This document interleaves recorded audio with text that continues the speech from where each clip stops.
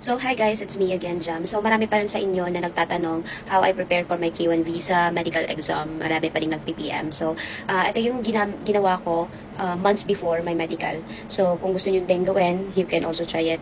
Pero, hindi ko naman masasabi na ito yung reason kung bakit nag-negative ako sa EGRA test. Kasi hindi naman ako doctor at hindi ko naman alam yon. So, hindi ito medical advice. I'm just sharing my experience sa inyo and na nag-work sa akin. So, una, started taking care of my overall health.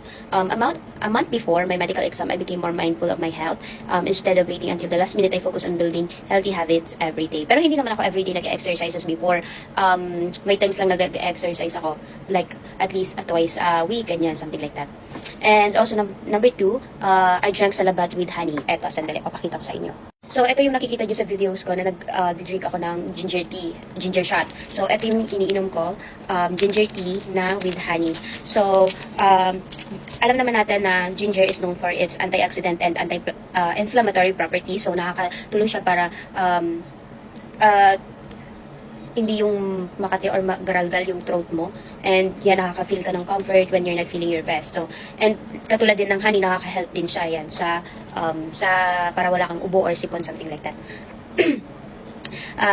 While it can be a healthy drink, it is important to know that it doesn't prevent diseases or affect your medical exam. So, hindi ko sinasabi na uminom kayo nito at magiging maayos yung medical exam nyo or magiging clear sa lahat. Hindi po. So, in-include ko lang siya, naging part lang siya ng aking routine. Kasi, good for digestion din naman kasi to. So, napansin ko din nang nag-inom ako nito, nag-start akong uminom nito, nawala yung pagiging bloated ng tiyan ko every morning. So, this one is very helpful. Also, number 3, nag-take ako ng multivitamins. Yun yung Centrum Advance. Nag-take ako niyan every day. Isang capsule lang kada araw. So, multivitamins help fill nutritional gaps if you're not getting enough vitamins and minerals from your daily meals. They support your overall health and immune function, but they are not suitable for eating a balanced diet. So, since alam ko naman na hindi naman kompletong nutrients ang nakukuha ko sa mga pagkain na kinakain ko, though kumakain naman ako ng gulay, ng prutas, ng protein, ganyan, alam ko hindi naman kompleto nakukuha kong vitamins, kaya nag-take ako ng multivitamins, yun yung Centrum Advance ininom ko. And then next, I also took fish oil. Lagi ko itong nakikita. And napaka-helpful niya din. Isa din siyang supplement. So, fish oil contains omega-3 fatty acid which support heart and our brain and eye health. So, sa test, doon sa medical, merong eye test. So, yan, naka-help din siya. Again, I took it as part of maintaining my overall wellness, not because I guarantee passing a medical exam. Kasi, even before, I know naman na I have a healthy body. Alam ko naman na healthy ako. Pero hindi ko pa na-try na magpa-IGRA test before. So, yun lang ang hindi ko alam. At yan, unsure ako doon sa bagay na yun. 8 healthy meals. So, I try to eat balanced meals every day by including vegetables, fruits, protein, and drinking plenty of water. Napaka-importante. Before my examination, grabe talaga. At 8 to 10 glasses of water a day, ginawa ko yon para yan, malinis yung katawan ko, yung nasa loob ko.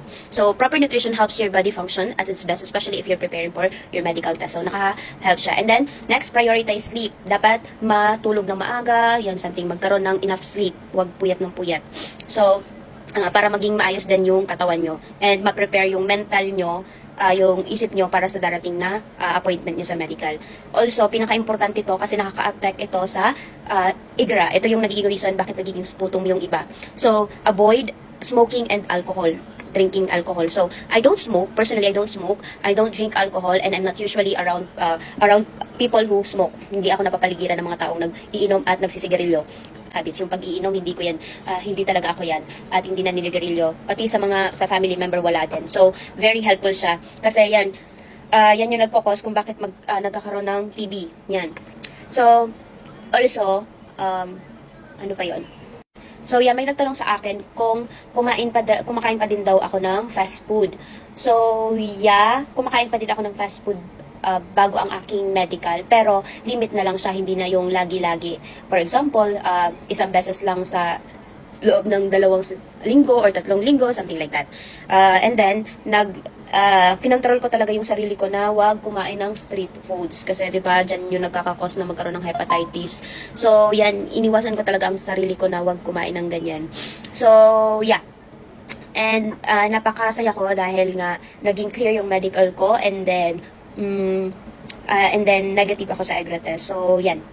So, I just want to remind everyone that there's no supplement, tea, or vitamin that can guarantee your you'll pass your medical exam or make an EGRA test negative. So your result depends on your actual health condition. So for me, these habits help me feel prepared and take better care of myself before my appointment. So if you have your medical exam coming up, I hope everything goes smoothly. Stay healthy and stay hydrated, and don't forget to pray. And wishing you the best luck on your K1 visa journey. So yun lang. I hope nakatulong itong video na to sa inyo.